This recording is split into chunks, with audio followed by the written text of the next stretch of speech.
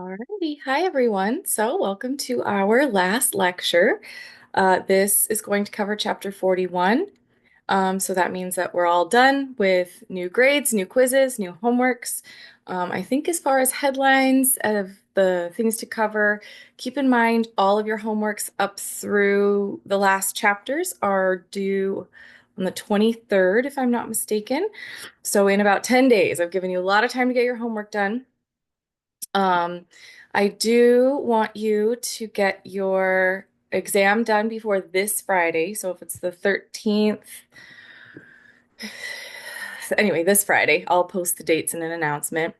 Again, I'm reminding you, I'm not going to allow any late work for any reason on this exam because you'll have had a week or so to take it. So we want to make sure to get all the grades in, and it just means that you would have to take your final instead. Remember, the final is optional. It is based off of questions from every previous exam. There won't be any new content on your optional final.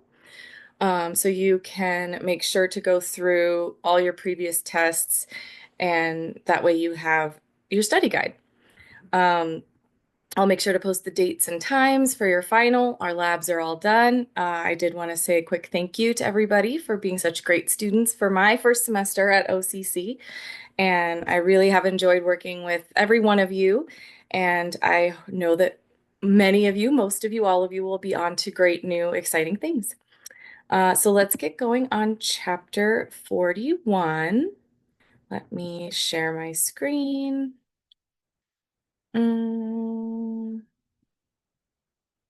Have it here somewhere. Here we go. So we're going through chapter 41, and that's going to be community ecology. So now we're getting into broader environmental science and how all of these very heavy specifics that we've been covering all semester tie into these big communities, groups, populations, and how these groups of organisms all live together, work together, and live off of each other, live around each other, and interact. So, what is a community? There are some factors that shape communities. A biological community is all the populations of all species that live in a particular place at the same time. So, scale of a community is defined by a human observer. So, one community can contain smaller communities or be a component of a larger one. They love to make things complicated, even when we're talking about something broader. So if I was talking about my neighborhood, right? My neighborhood is a community, and this community consists of humans. It also consists of ants. I've seen some deer run through, so there's possibly some deer part of this community. There's definitely some of those giant gopher, groundhog, beaver things running around. So they're part of this community in this neighborhood. They live here, they eat here, they um, experience and interact with each other here. Um, but I could say in this neighborhood or in my front yard, there's also a community of insects, squirrels, robins, and so on. So it's just trying to say, I want to study the community of my neighborhood, or I want to study the insect communities in my front yard, or I want to study all of the communities of, I live technically in Redford, so all the community of Redford. And then I could be talking about the people, I could be talking about the mammals, I could be talking about all of how they work together, all in that area. That's kind of how we're saying communities can be very large and include all the species, or they can be in one small area, like just my front yard. Communities differ in their species diversity. So species diversity has two components. There's a term called richness. That's going to be the number of species, and evenness. So that's going to be the abundance of species. So if I'm talking about my neighborhood, it's got, we'll say, 50 people, right? Just my one street has 50 people. That's the number of human species. That's the richness of human species. We would also say, um, if I'm talking about people, deer, giant groundhogs that I've never seen before, ants, robins, all those different things. So now we're counting 5, 6, 7, 8, 9, 10 different species. But if there's 50 people and there's only 4 deer, that is an uneven abundance or number of species as far as evenness. So richness is humans, ants, birds, all of those different species living in this one street. And also evenness is how many. There's probably 1 million ants. There's only 50 people. There's only 4 deer. That's uneven, or that's discussing species evenness. Community structure is dynamic. So everything we've discussed in biology up to this point is basically that nothing is the same and nothing runs in perfection and nothing is just stagnant. There's always progress, change, regression. Things are trying to always reach homeostasis, but because they're not, there's all these buffers and ways that we have to reach as close to homeostasis as possible. That's true for communities too. There's a dynamic. Species move in, species move out, species die, species are born. We could have people treating for bugs, meaning that we would be killing off ant species. A deer gets hit in this neighborhood by a car that reduces the number of deer. So all of those communities are constantly changing and there's an ebb and flow to them. They're constantly dynamic. Community structures will change as the community forms and ages. So before humans put houses here, there was a different community of organisms living in this spot. They can change as a result of disturbances. If there was a fire that took out all these houses, the people and animals may not stay in this area, and that would be a disturbance that would change the overall species richness and species evenness on my street. With changes in physical factors such as climate and resource availability, or due to various types of species interaction. So again, if a deer gets hit by a car, we've now reduced the very small deer population by 1 or by 25%. Each species can only live in a specific habitat, a place with resources it needs and conditions it can tolerate. So keep that in mind as well, because that's a big push now when we discuss environmental science. In the last online lecture, I discussed, the putting up of the wall and how that could affect butterfly species. That could reduce the number of butterflies in the area, which could affect the bird populations if that's one of the organisms that they're eating. So species can only live in a place if there's resources for it and conditions that it can live with. If we had a sudden shift in climate, then organisms that are used to warmer weather suddenly start to freeze and don't have the same kind of ability to hibernate or the same kind of, fat layers or the same ability to manage with cold weather, then they wouldn't survive. So this is where this chapter can get a little specific. I want you to know some of these terms, make sure that you're familiar with these terms and that you know where to look for them in your book when you're taking your exam. So here there are how species interact is a big deal. So we have commensalism, mutualism, interspecific competition, and then some of the ones you might have heard of: predation, herbivory, parasitism, parasitoidism. So commensalism, keep in mind, look at the effects and who it's helpful for. Commensalism helps one, but not the other, but it isn't harmful either. Mutualism is helpful to both, so 2 species interacting would both benefit from them both being there. Interspecific competition is harmful to both because then they're taking each other's resources potentially. And then these others, predation, herbivory, parasitism, and so on, are helpful to the species that is the parasite or the herbivore, but harmful to whomever they're interacting with or using resources from. So commensal orchids is an example of commensalism. Commensal orchids are on this tree trunk. The orchids benefit by growing on the tree, which is unaffected by their presence. So they're able to access sunlight more easily, potentially not get trampled. This is a niche that they found, or a place that these orchids have been able to populate over time they've adapted to this kind of off-ground environment, and it's helped them survive and prevent being eaten or being crushed or being flooded or being whatever it would be that would prevent them from surviving on the ground. And the tree doesn't have any harm done to it. We're going to talk a little bit about some subsects of these concepts. So there is symbiosis. That means literally living together. This is a long-term species interaction. So it's a relationship in which two species have prolonged close association.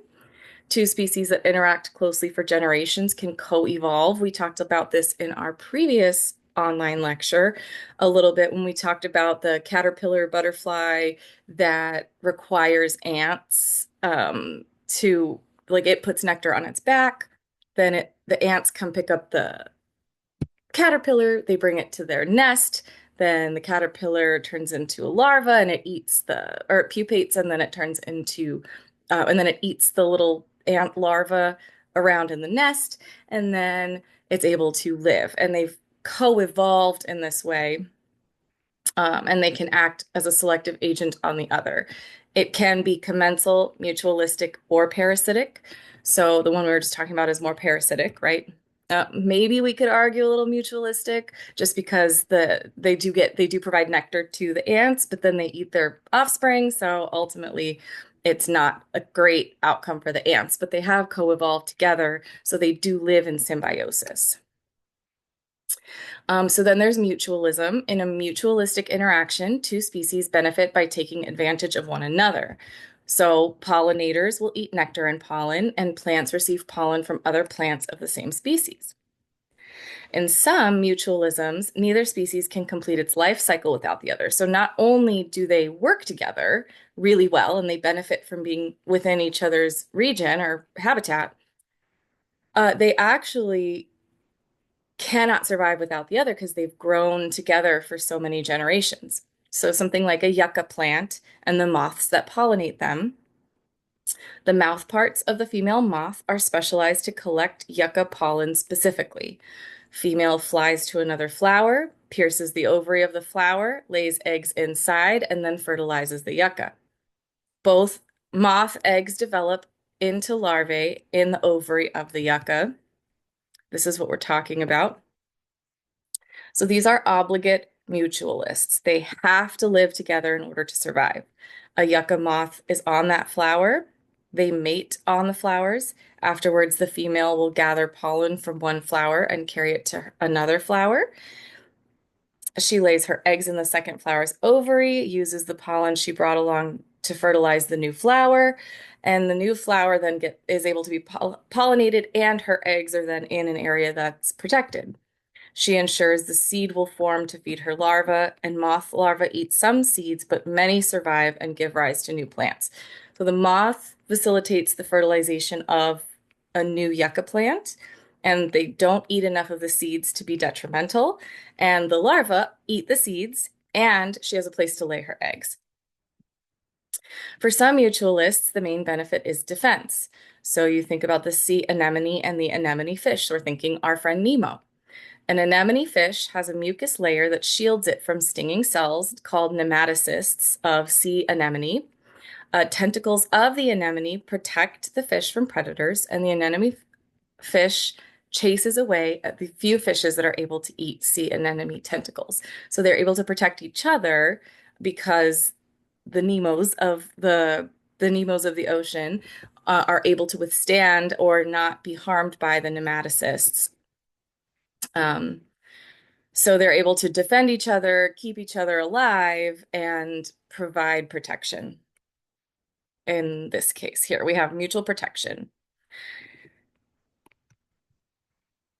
Mutualistic microorganisms help plants obtain nutrients. So there are nitrogen-fixing bacteria on roots of legumes like peas, beans, and provide the plant with extra nitrogen. There are special fungi, mycorrhizal fungi, living in or on plant roots to enhance mineral uptakes. It's kind of like their gut biome. They're able to have this fungi or these bacteria living at the root system, and it helps them process things better or absorb nutrients faster or better. Other fungi interact with photosynthetic algae or bacteria in lichens. We also have plenty of mutualistic bacteria in our own gut. So we have developed bacteria that we need in our gut. They help us break down food. In turn, we feed them, right? So the bacteria in our guts are able to feed and reproduce and have a place that they can live, and it helps us break down food and able to absorb more nutrition that way. Interspecific competition. So this is when things get limited. This is when things get hard. Resources are limited. Individuals of different species will compete for access to them, and competition will affect both because neither will potentially get enough food or they will have concerns about getting food. So they'll be more exhausted. They'll have to go further out in order to find more resources. So then they won't be able to so their metabolism, they won't be able to feed their own metabolism as well. There will be other issues potentially that can come up. So the types of competition. Each species has an ecological niche defined by physical and biological factors. The more similar the niches of two species are, the more intensely they will compete. An animal's niches include the temperature range it can tolerate, species it eats, and places it can breed. A flowering plant's niche would include its soil, water, light, and pollinator requirements. All this is saying is the more closely related two organisms are in one area, the more likely they are to compete for resources. Interference competition, one species actively prevents another from accessing some resource, or exploitative competition, two species reduce the amount of resources available to the other by using that resource.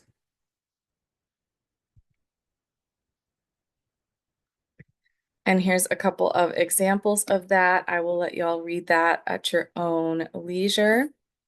There's also something called competitive exclusion, a process whereby two species compete for a limiting resource and one drives the other to local extinction.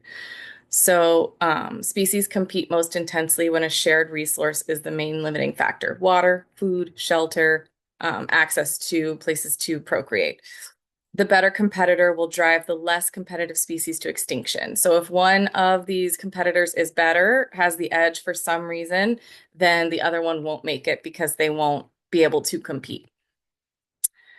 Resource partitioning, so evolutionary process by which different species become adapted to share a limiting resource in a way that minimizes competition.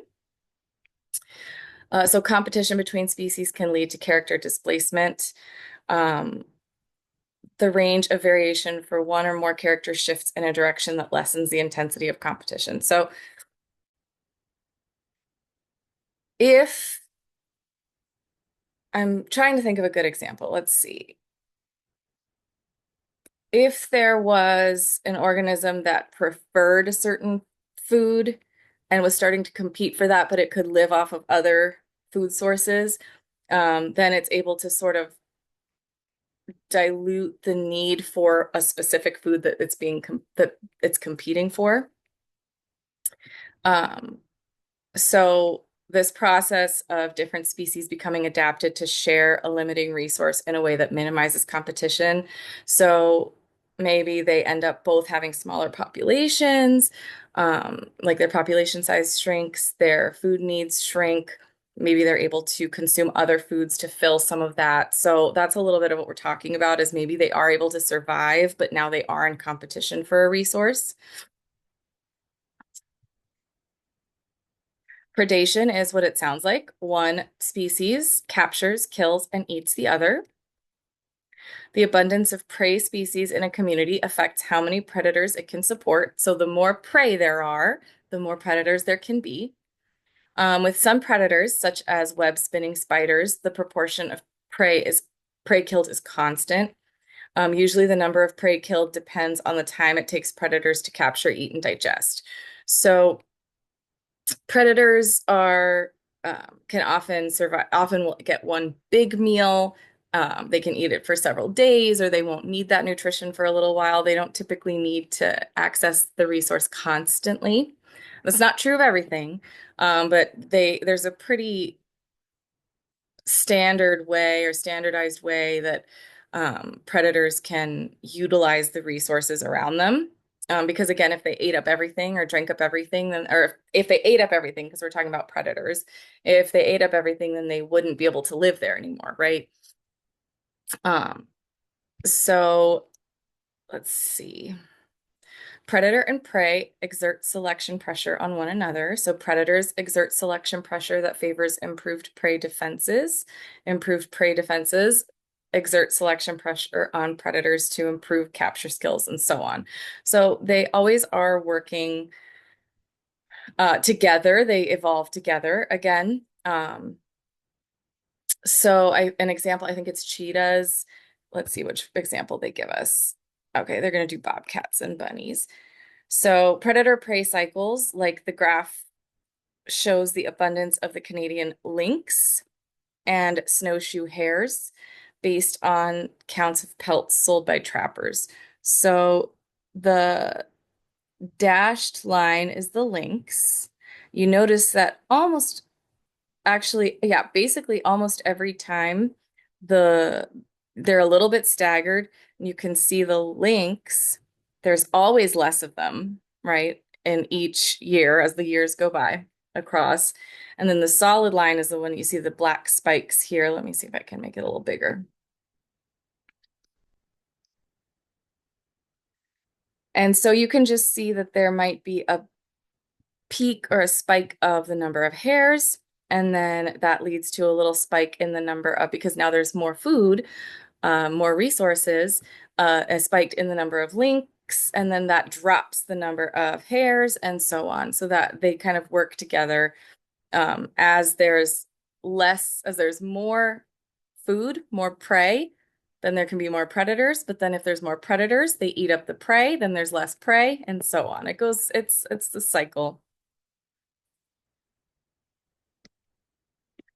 So, defensive adaptations of prey, they can have hard or sharp parts that make them difficult to eat, chemicals that taste bad or sicken predators, trickling or startling an attacking predator, or tricking or startling an attacking predator, or warning coloration that predators learn to avoid, such as the black and yellow stripes of stinging wasps and bees.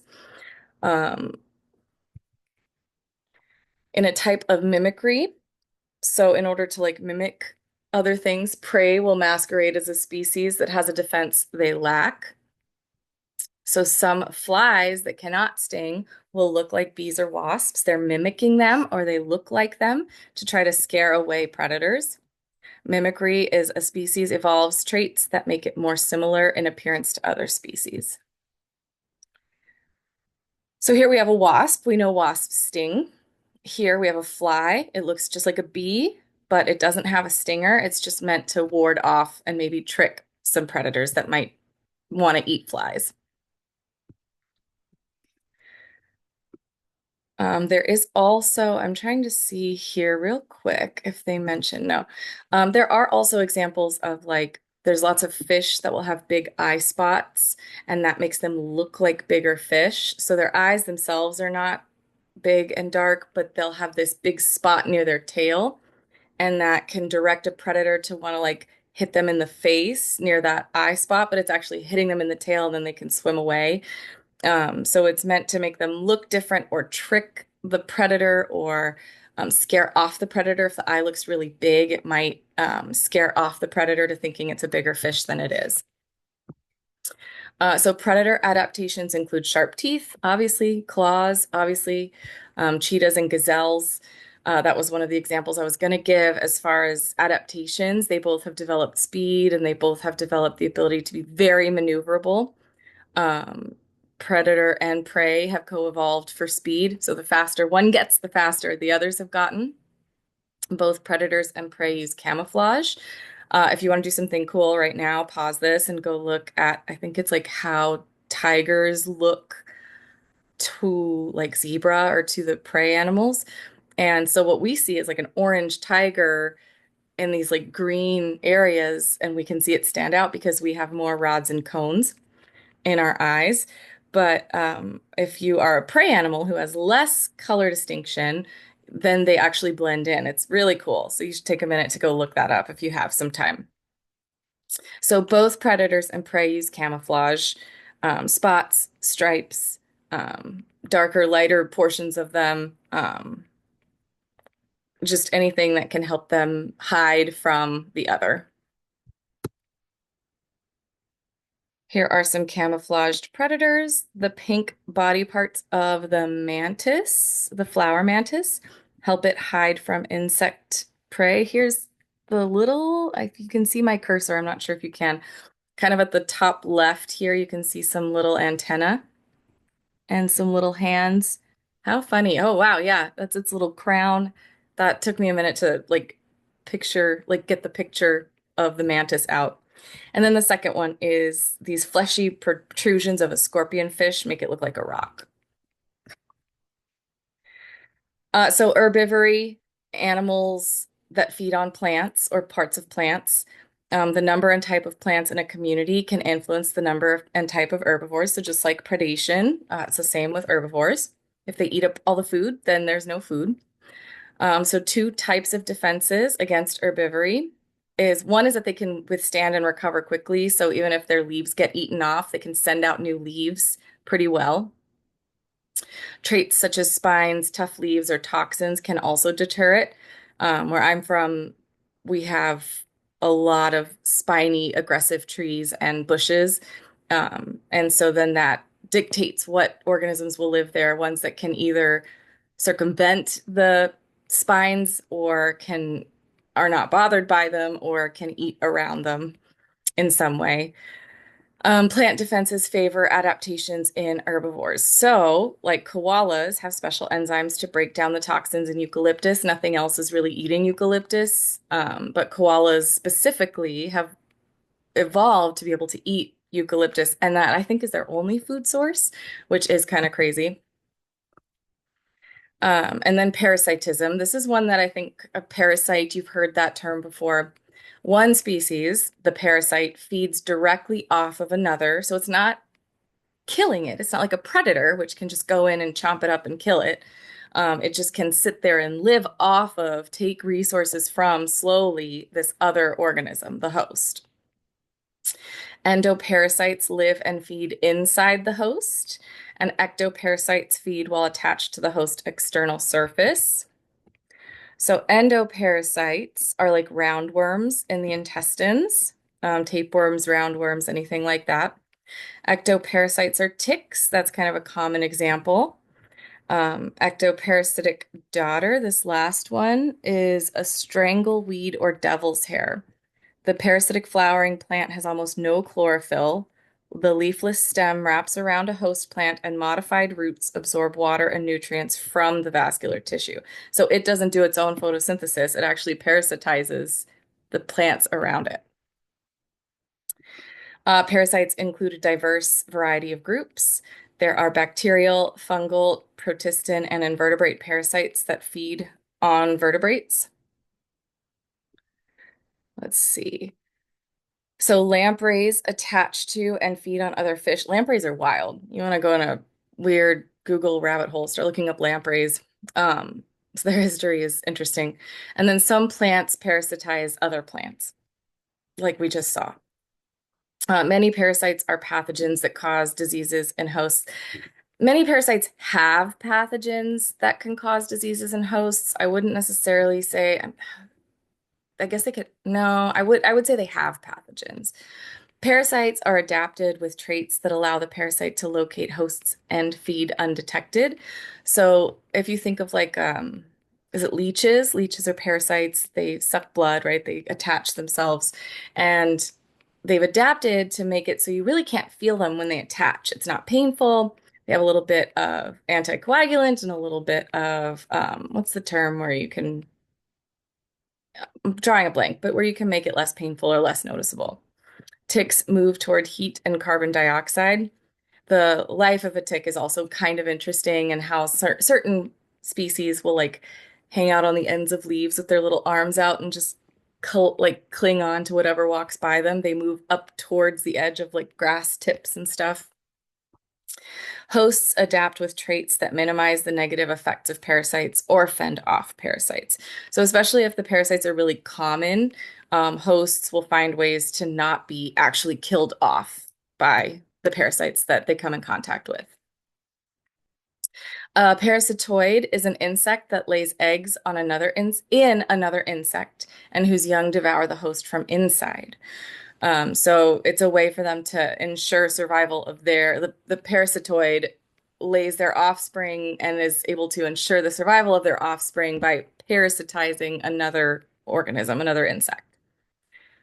This reduces the host population, and as many of as 15% of all insects could be or participate in this parasitoid process. So biological pest control. So there's, as we've discussed with bacteria and with viruses, there's viruses that can infect anything on Earth, basically. There's also ways that we've said all these adaptations that come into play when it comes to survival, how they grow together, how they survive. Hang on, I just got a text.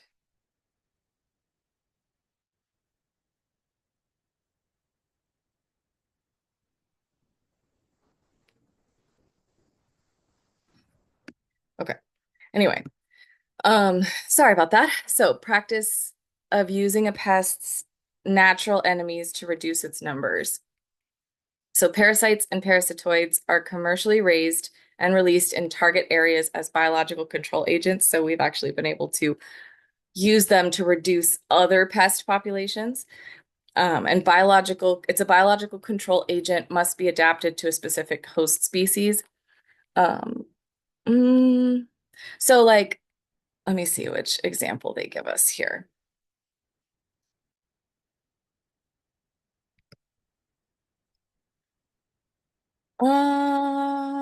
Okay, so yeah, we are talking about just in general by biological pest control. Introducing a biological control species into a community is risky because they can sometimes go after non-targeted species.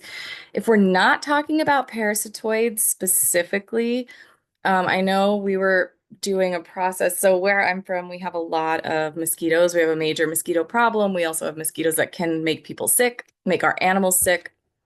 Um, so they've done some work to release like sterile males, which is a form of biological pest control. The females think that they've been fertilized, their eggs have been fertilized, they go off and die. There are no eggs, there aren't viable eggs, because we've released these specifically commercially sterilized male mosquitoes, so it reduces the local mosquito population. But that isn't necessarily an example of parasitoidism. It's just how to, biologically control pests like mosquitoes. In this case, they're saying a commercially raised parasitoid wasp is about to deposit a fertilized egg on an aphid. The wasp is used to reduce aphid populations. After the egg hatches, the wasp larva devours the aphid. So it's a way that they can reduce the aphid population. You can see the little green aphids because they harm our crops. So the wasp doesn't cause as many problems in that region as the aphids do. So scientists have found ways to reduce the aphid population while spraying less pesticides, and because we're getting kind of maxed out on pesticides and all of the ways. And then the like aphids and stuff, different organisms can then still survive. Like we'll get super bugs and stuff. So this is an interesting way to reduce the aphid population and hopefully protect some of our crops. So brood parasitism, one egg-laying species benefits by having another raise its offspring. The classic example is this American cowbird, North American cowbird. This decreases the reproductive rate of host species and favors host individuals. If you haven't heard about this, brood parasitism is interesting. They're going to use the ants instead. The cowbirds, basically, North American cowbirds, the mother North American cowbird will go and leave her eggs in someone else's nest. And cowbirds are big. So typically, the cowbird will then hatch the mother of this other nest, will go and sit on the eggs and hatch the egg. And cowbird is usually bigger and stronger, and it gets fit really quickly. So it's able to shove the other babies out of the nest and be the only one. And at that point, the mother has been so used to feeding that cowbird that she raises the cowbird for the other mother that left it there. It's kind of the classic example of this brood parasitism. In the case that they gave us here, they're talking about ants tending a larva of an Alcon blue butterfly, which we talked about in the previous class. Worker ants feed the butterfly larva more eagerly than they feed the ant larva, and will even feed it ant larva if food runs short. Um, so how do we've talked about how they kind of all interact. How do communities change over time? There's something called a pioneer species. This is a species that can colonize a new habitat. It's the pioneer. It's the first one to go and establish itself in a new place. Often, almost it is going to be things like mosses, lichens, and some flowering annuals. These types of plants, mosses, lichens, and then the annuals that they're discussing here are very ancestral. They maintain a lot of really ancestral traits. They're very similar to plants that would have been considered older, been around a lot longer. They've had very little changes over time. So they're able to kind of go and be in this new region and then be this pioneer species because they've been pioneers for millions of years, potentially. Species often alter the habitat in a way that allow other species to replace them. So once a species establishes itself, it can bring in other species because now there's some resources there. Eventually it may die off, but now there's a whole new community in that new habitat. Primary succession takes place in a barren habitat that lacks soil. So ecological succession is pretty interesting if you have really like any of this history of how these regions develop. Pioneer species have high dispersal rates, grow and mature fast, and produce many offspring. So we have, well, we'll keep going. Seeds of later species grow in mats of pioneers. Organic wastes and remains accumulate and help other species take hold, and later successional species often shade and eventually displace earlier ones. So, of course, my primary experience is in Texas. Let's see here what their example is. Um, and so we get to see, we have some really ancient forests, some really old forests with some really big, tall, essentially like kind of it can be done kind of by size. So lichens and mosses and some of those little plants, often grasses, will find their way into a region. They're going to be small. They're not going to need a lot of resources, low to the ground, because they're not being blocked by any other big trees, by any other things, and they're able to survive on very little. That then provides some shelter. Grasses provide shelter for insects. They provide some nutrients to the soil. They die off, and so now some nutrients will go into the soil, which makes it more habitable. Then you can grow some little plants. So you can start to grow little bushes. You can start to grow things that might take a little longer, but still don't use up a ton of resources. But they might shade out some of the grass. Now some birds can come in because there's food in insects and there's protection in some little bushes. And so you're able to start building bigger and more complex organisms, bigger trees, taller grasses, thicker underbrush, more complex flowering plants, because then you'll get pollinators, because now you have bushes, because now you have some plants, now you have some flowers that have come in. So it starts out, I like to think of it as like small to tall. It's not exclusive like that, but primarily when we're talking about succession. So like think about a king who's going to take his place, who's going to be the next in succession, in line of succession. So the first is going to be those low grasses or low cost organisms, low cost plants. Secondary succession. So now we're saying, hey, we've established a pretty good area for these really simplistic plants. We've allowed then for some of the organisms some protection for insects, protection. Now we've maybe gotten some worms in there to turn over that soil and make it more habitable. Secondary succession will come in. A new community will develop in the site that was supported by the old community, the grassy community, the little teeny tiny things that have been able to start up in the primary succession phase. In secondary succession, a disturbed area within a community recovers, and it occurs in abandoned agricultural fields and burned forests. Then we're saying species composition of a community changes frequently and unpredictably. Random events can determine the order in which species arrive and affect the course of succession. So their example here is the 1980 eruption of Mount St. Helens. Presence of some pioneers helped later arriving plants become established. So again, some of those pioneer species were able to get that soil back in action, get some nutrients moving back through, allow for some animals or insects or something to move into that area. And then other pioneers kept same late arrivals out. So there was an eruption of Mount St. Helens. The community at the base of Mount St. Helens was wiped out by the volcanic eruption. That makes sense, burned it up. In less than a decade, pioneer species arrived. So now they've wiped it out. It takes a while, it's got to cool down, things have got to settle down. In less than a decade, the pioneer species came in. That's this little second region here, second picture here.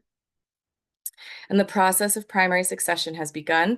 Once there can be a little bit of life, life will boom, potentially.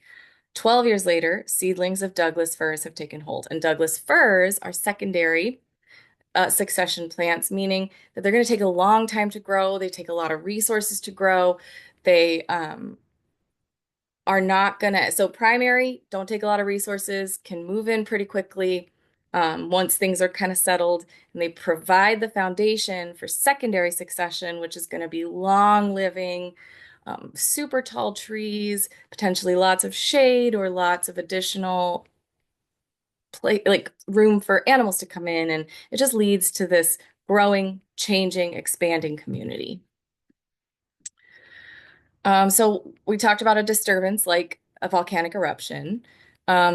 The magnitude and frequency of disturbances will affect communities. Obviously, if it's a huge, huge problem, or if it happens all the time, it's going to affect what can live in that region. The intermediate disturbance hypothesis states that species richness is greatest when physical and biological disturbances are moderate. So there are some the intermediate disturbance hypothesis says there will be some disturbances, but they'll have some intensity, but they won't just decimate an area, and they'll happen regularly, but not constantly. So an example here is going to be the woody shrubs. Again, shrubs are pretty hardy. Some woody shrubs, such as this toyon, resprout from their roots after the fire. In the absence of occasional fire, they are outcompeted and displaced. So they found a way to live in areas that have fires and then thrive, and then thrive because they're relatively fire resistant and other plants are not. And so then they're able to survive the fire and then regrow. But if there were no fires, then they wouldn't make it. They wouldn't be able to live in that region. Indicator species are the first to do poorly when conditions change, so they can provide an early warning of environmental degradation. Trout are highly sensitive to pollutants and cannot tolerate low oxygen levels. So if there's a lot of like changes in the water, whether it's something as catastrophic as like an oil spill or a chemical spill that would like actually cancel out the amount of oxygen in the area. I'm actually gonna look up something.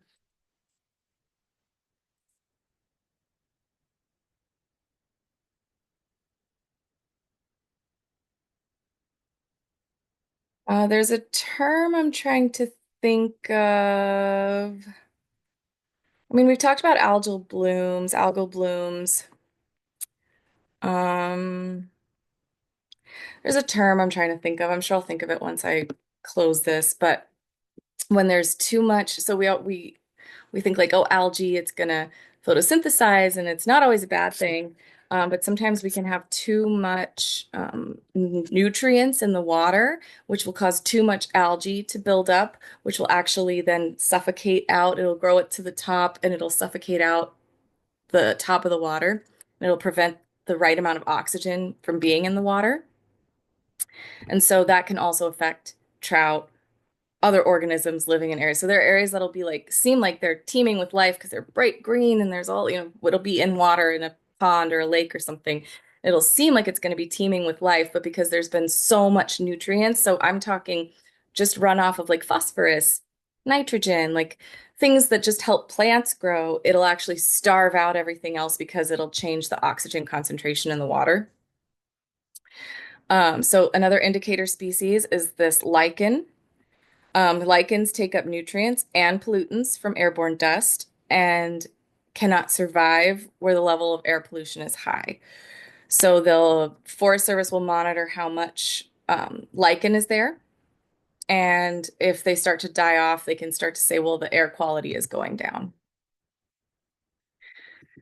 So we'll talk a little bit about keystone species.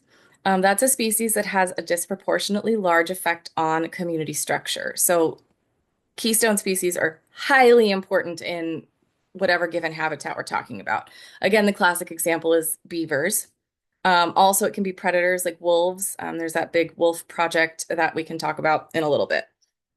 But if the keystone species is lost, um, or if another keystone species finds its way into an area, it could totally destabilize the entire community and change all of the living structures in that community, meaning like everything else could die off, it could chase off other organisms, it would just change the whole system. But for the not necessarily, yeah, for the worst, we'll say for the worst, it would be bad. If a keystone species is lost, then it can be really bad, have bad outcomes. Um, so in this case, we're talking about beavers. Beavers, well, I think the wolf story is a little, is it Yellowstone? I know a couple of you will know. I think it was Yellowstone National Park. Um, there were no wolves, all the wolves were gone. And so that meant that there was a lot of prey. And they were overtaking because these are herbivores, right? These prey organisms, not all of them are, but many of them are herbivores. So then rabbits got out of control. I think deer populations got out of control. It just meant that because there were no more wolves, the wolves got ousted from that region.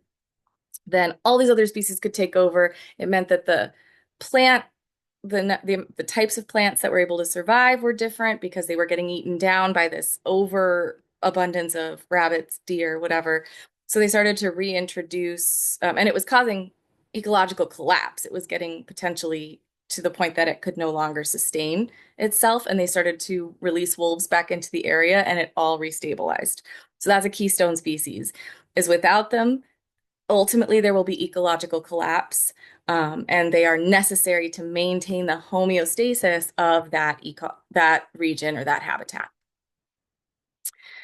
And then endemic species, exotic and endemic species. So endemic species evolved in a particular community and exist nowhere else. They're supposed to be there. They evolved with all their buddies over time and they live there and that's their home and they can't live anywhere else. Exotic species evolved in one community and later became established in a different one. So an exotic species moves around and starts to compete or cause some disruptions if it ends up in an endemic place, a place where it's not supposed to be.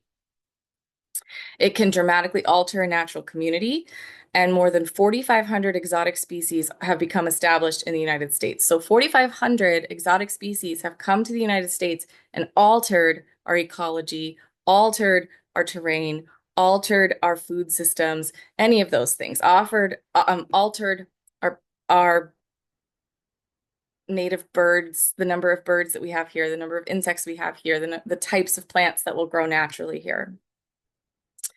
An invasive species is an exotic species that harms members of its new community, often have far greater impact in their new community than they did in the region where they originated.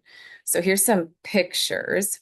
Some examples are kudzu, gypsy moths, and nutrias. Um, that's why if you travel, I think Hawaii is very strict. You can't take anything to or from. They'll even check you if you have any kind of plants with you.